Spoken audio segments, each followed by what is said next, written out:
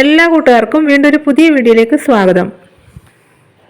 ഇത് നമ്മൾ ഏത്തപ്പഴം വിളയിച്ചെടുത്ത് നല്ല ഹെൽത്തിയും ടേസ്റ്റിയുമായിട്ടുള്ള ഒരു പലഹാരമാണ് തയ്യാറാക്കാൻ പോകുന്നത്.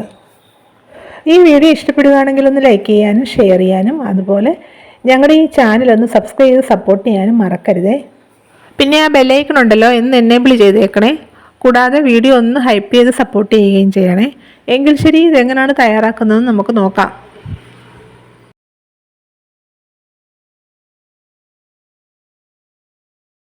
സ്റ്റവ് കത്തിച്ച് നമ്മളൊരു പാൻ സ്റ്റവിലോട്ട് വെച്ച് കൊടുത്തിട്ടുണ്ട്. ഇത് നല്ലതായിട്ട് ചൂടായി. ഇതിലോട്ട് നമുക്ക് 1 ടേബിൾ സ്പൂൺ നെയ്യ് ഒഴിക്കാം.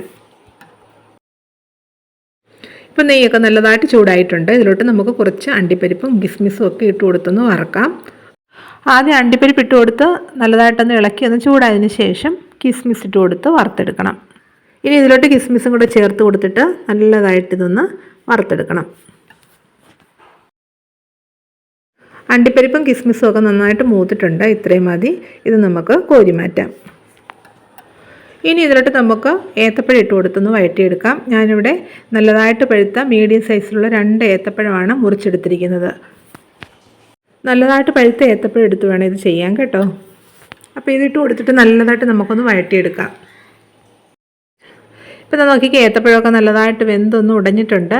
ഇനി ഇതിലോട്ട് നമുക്ക് ഒരു 1/4 കപ്പ് തേങ്ങ ചിരകിയത് ഇട്ട് കൊടുക്കാം.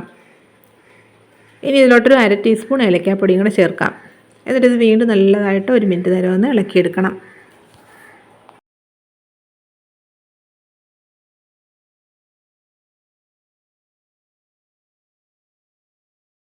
ഇനി ഇതിലോട്ട് നമ്മൾ ചേർക്കുന്നത് ശർക്കരപ്പാനിയാണ്. 1/2 കപ്പ് ശർക്കര 1/2 കപ്പ് വെള്ളത്തിൽ തിളപ്പിച്ച് അരിച്ചെടുത്തതാണ്. ഇത് ചേർത്ത് കൊടുത്തിട്ട് വീണ്ടും നല്ലതായിട്ട് ഇളക്കി ഇതൊന്ന് വറ്റിച്ചെടുക്കണം.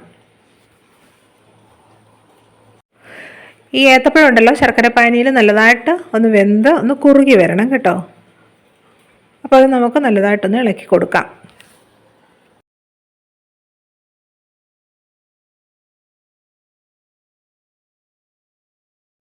പഴ ശർക്കരപ്പാനിക്കകത്ത് കിടന്ന് നല്ലതായിട്ട് വെന്തൊന്ന് കുറുകി വന്നിട്ടുണ്ട്. ഇത്രയും മതി. ഇനി നമുക്ക് സ്റ്റൗ ഓഫ് ചെയ്യാം.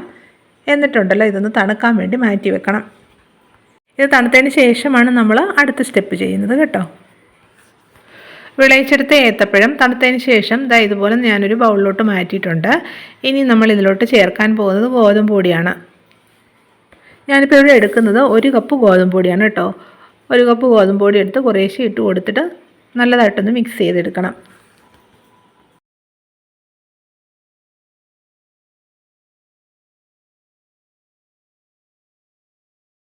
ഒരു കപ്പ് ഗോതമ്പ് പൊടി ഇട്ട് കൊടുത്ത് നമ്മളിത് നല്ലതായിട്ടൊന്ന് മിക്സ് ചെയ്തെടുത്തു. ഇനി നമ്മൾ ഇതിലോട്ട് ചേർക്കുന്നത് വെള്ളമാണ്. 1 കപ്പ് വെള്ളമാണ് എടുത്തിരിക്കുന്നത് കേട്ടോ.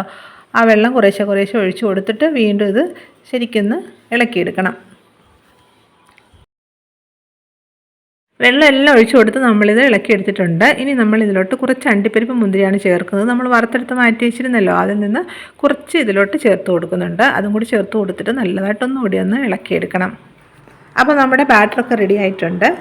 ഈ രീതിയിലിരിക്കണം കേട്ടോ. ഇനി നമുക്കിതൊരു ട്രേയിലോട്ട് ഒഴിച്ചു കൊടുക്കാം. അതിനുവേണ്ടി ഞാൻ ഇതുപോലെ ഒരു കേക്കിൻ്റെ ട്രേ ആണ് എടുത്തിരിക്കുന്നത്. അതിലോട്ട് നെയ്യ് പുരട്ടി കൊടുത്തിട്ടുണ്ട്. അതുപോലെ ഒരു വാഴയില കട്ട് ചെയ്ത് വെച്ച് കൊടുത്തിട്ടുണ്ട്. ഇതിലോട്ട് നമുക്ക് തയ്യാറാക്കി വെച്ചിരിക്കുന്ന ബാറ്റർ ഒഴിച്ചു കൊടുക്കാം.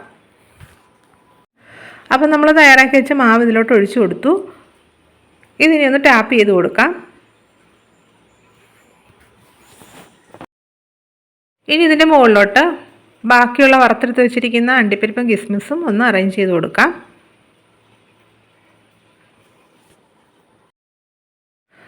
ഇനി ഇത് നമുക്ക് ആവി കയറ്റി ഒന്ന് വേവിച്ചെടുക്കാം. അതിനുവേണ്ടി ഞാൻ ഇഡലി പാത്രത്തിൽ കുറച്ച് വെള്ളം തിളപ്പിച്ചിട്ടുണ്ട്. ഇപ്പം നല്ലതായിട്ട് ആവി വരാൻ തുടങ്ങി.